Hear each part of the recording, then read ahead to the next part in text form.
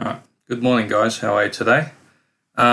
Sorry I can't be in here today. I've been told that I'm not allowed to do anything for 24 hours after surgery yesterday. So I'll be sitting on my laptop figuring out what on earth I'm going to do. Now I can't seem to, I've just updated this software and it's not actually capturing my screen. So I have stuff, if one of you guys could grab a whiteboard marker, that way as I tell you stuff, if you could write them up on the whiteboard, that would be great.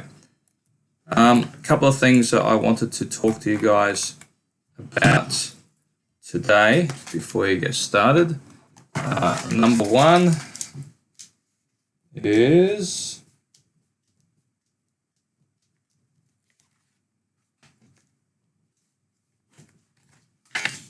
our speech. So the things that you say to and about each other and the way that you interact with staff. All right, so there's a saying, or it's part of a text. It says that death and life is in the power of the tongue. So the words you use can build people up and support them, or it can drag them down and it can tear them apart. All right, so when you guys speak with and to and about each other, please consider that your words have power, and if you don't want to be torn apart by someone else, please don't do the same thing to them. As well as that, all the staff in this school are here for one reason, all right, and that's to help students transition into a meaningful and purposeful life as adults, okay? We're all here for you, okay? We're all here to help you find your purpose and your meaning in life. So when you interact with staff, please make sure that you do so respectfully. All right, that's all I'll say about that. Now, as far as, guys, you really need someone with a whiteboard marker to write these up on the whiteboard, because there are 4 things that I want you guys to work on today, as well as any other jobs that Mrs. Palmer could find for you. Number one, well, first of all, on Friday, the group of students who are working with me, we started planing some timber and cutting timber into the correct lengths and pre-drilling holes in it for making garden beds. On Friday afternoon, before I went home, I built one of those garden beds. I made a master copy, and then I put that inside the building to keep it safe from the weather. If it has exposure to the weather, before it's put into the ground or before it's painted, it tends to warp and twist and bow out of shape. And I didn't want that to happen over the weekend. That's why I put it inside. All right. So the first thing I need you to do is to separate the timber into 2 groups. Okay. One group will be the timber for the garden beds. So you've got, out of the sleepers, you've got the 6 1-meter lengths that we've cut, and there should be 6 full lengths of sleepers as well. Okay. They're going to be for your frames for your other 3 garden beds. And then you've also got the posts and the trim timber. That's that stuff I cut in half that we were trimming the edges off to go around the top. The other timber, so there should be, there's probably about 7 leftover full lengths of sleepers. They need to be put separately, okay, because something needs to happen to them. Once you've separated the timber into its 2 groups, okay, about 3 or 4 of you can work on planing the timber that hasn't been planed. So on Friday we were planing the trim back, and on Friday there were still 5 lengths of trim. That's a timber that I cut down to about 100 mils. That goes around the very top just to make it look nice. There are about 5 lengths of that still needed to have the corners planed off.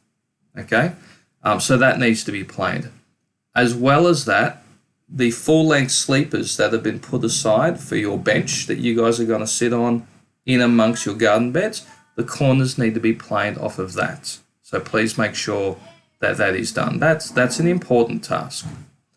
After that is done, weather permitting, which I don't think it is, so I probably wouldn't paint. Normally I would paint all of that timber before I built something, because that way with the timber painted, it's not going to twist and bow and warp out of shape as much with it painted. All right. However, the weather's not looking great, so you may just need to build the garden beds and store them in the building until we can paint them. All right. So I've built you a master copy. You will need to build these 3 garden beds. The 18 Jarrah posts, which we've pre-cut and pre-drilled. The longer ones, which are 500 mils long, they will be for the corner posts. The shorter ones, which are 400 mils long, they will be for the center of the full length sleepers. And you should be able to see that looking at the master copy. Long ones go in the corners, short ones go in the middle. That's just to help to give a little bit more strength to the framework.